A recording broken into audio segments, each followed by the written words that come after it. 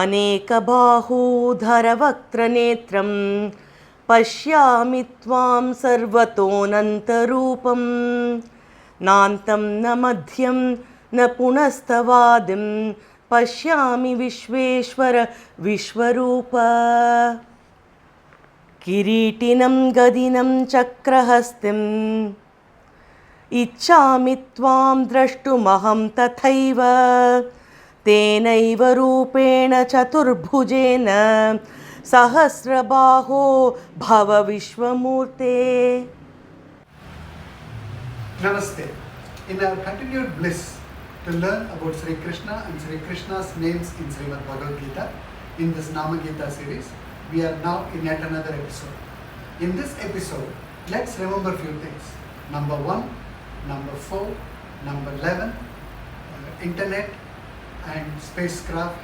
Let's remember all these things. Now, how are we going to connect all these things to Sri Krishna's name? To which name are we going to look in this chapter? That is the chapter 11 itself. What is chapter 11? Now we said connecting with number 11. Chapter 11 is about Sri Krishna's Vishvaroopa Darshana in Srimad Bhagavad Gita. Yes, this chapter, this episode, we are going to talk about Vishvaroopa. Arjuna addressing Sri Krishna as Vishvaroopa. Now that is an amazing thing, calling a spade, calling the Vishvaroopa Darshana as Vishvaroopa himself. Now what is Vishvaroopa? There are multiple connotations to this. Arjuna requests Sri Krishna after prostrating and surrendering and say, "Hey Krishna, please show me your complete form." Now Sri Krishna gives him the divine vision, Divya Shakshish, so that Arjuna can see the Vishvaroopa, because nobody can see Vishvaroopa in their normal eyes. So with that special divine eyes, Arjuna is blessed with the Vishvaroopa darshan. When he worships Sri Krishna as Vishvaroopa, he is seeing the Vishwa, the entire universe in Krishna's Rupa, and he sees Krishna everywhere in this universe, so Vishvaroopa. So that is how Sri Arjuna realizes that Sri Krishna is everything, he is omnipresent, he is everything, and then addresses, "Hey Vishvaroopa." So this is where Sri Arjuna goes on to say, "Hey Krishna, you are everything, you are the supreme, and you are Vishwa, you are Vishvaroopa." And very important is, while Arjuna is seeing him outside, he is also feeling Sri Krishna inside himself.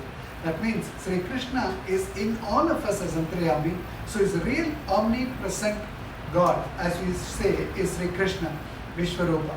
Now he is the one and only supreme God, the number one I wanted you to remember.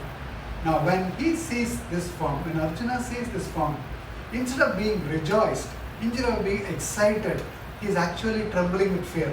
"Hey Krishna, I don't want to see you in this form. It is actually terrible to look at. Please come back to your original four-armed form."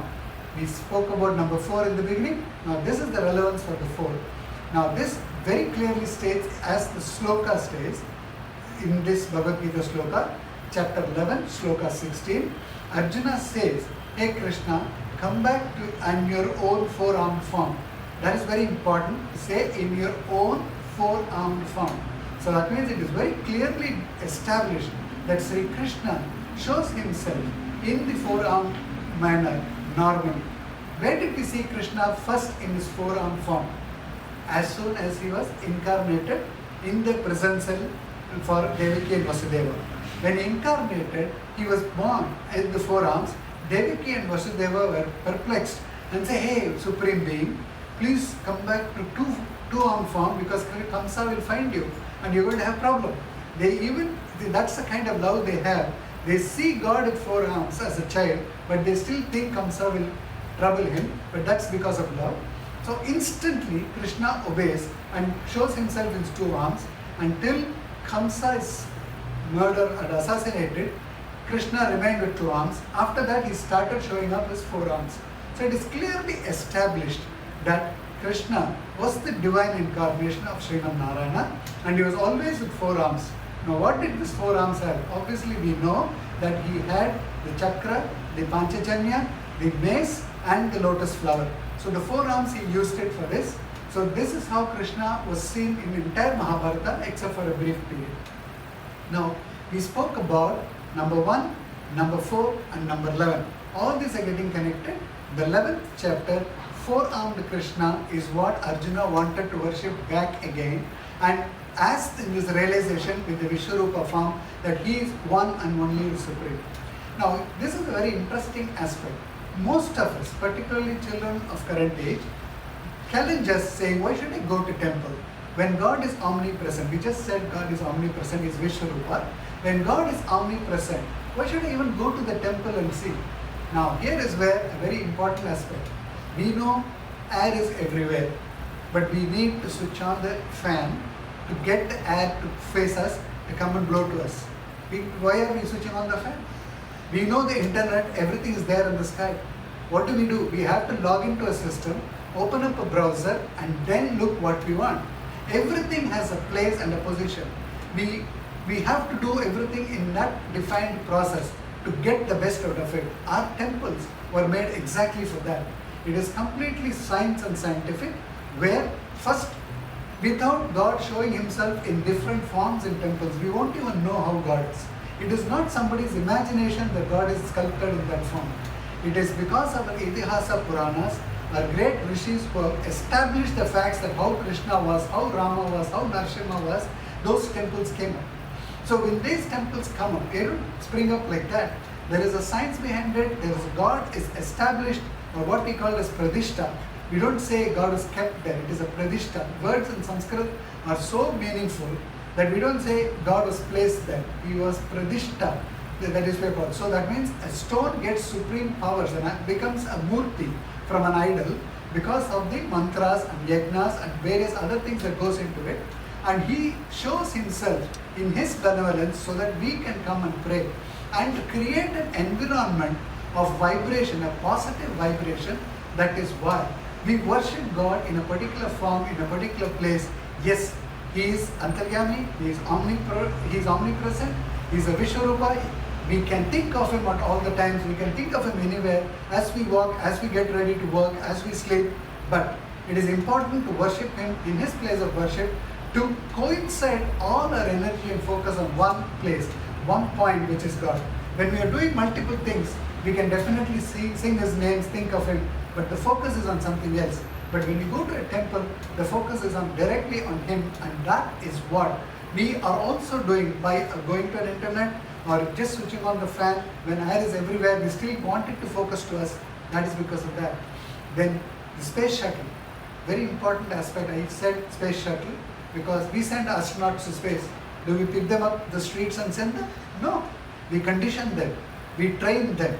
We select a few of them, see who qualifies, and then put them on the spacecraft before we send them to the moon or elsewhere. That's exactly what happens when the Vishvaroopa Darshana was given to Arjuna, when there were so many people and Bhishma Pitamaha is there, Dharmaputra is there, but Arjuna selects, Krishna selects Arjuna, conditions him over 11 chapters. He didn't even give that. From chapter 1 to chapter 11, he conditions him through various words of wisdom. Then says, I'm going to give you a divine vision. What is virtual reality today? We put on some glasses to see something else. That is exactly what Krishna gave Arjuna. He gave a divine vision to see the Vishvaroopa. But in spite of all this, Arjuna was not ready to see the full face of the Vishvaroopa. He immediately requests Krishna to come back to his original form of four arms. Just as that, for us to realize God, he is omnipresent, he is along with us, he is doing all these things as Vishvaroopa. We need to condition ourselves by daily rituals, by having darshan in temples frequently and thinking of him all the time. We should definitely thank Arjuna for asking all these questions to Krishna and Krishna's benevolence that he helps Arjuna with words of wisdom and his Vishvaroopa, where Arjuna says, hey Vishvaroopa, and then gives us the opportunity to see Sri Krishna through him. So let us recite Vishvaroopa and be blessed always. Namaste. Madhava Achyuta Krishna Hare Rishikesha Kesava Govinda Vasudeva Bhagavan Janardana